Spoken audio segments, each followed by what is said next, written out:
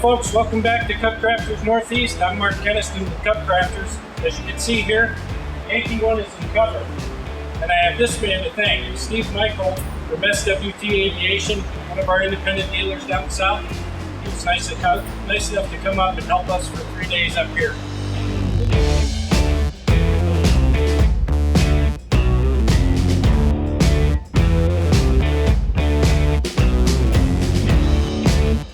Here it is, Yankee 1 in full cover, and we spent 3 solid days in between a couple customers showing up.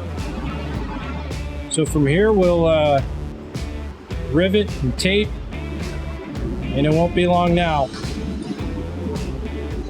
Yankee 1 will be in paint and ready to fly. What do you think? I'm ready. Here we go.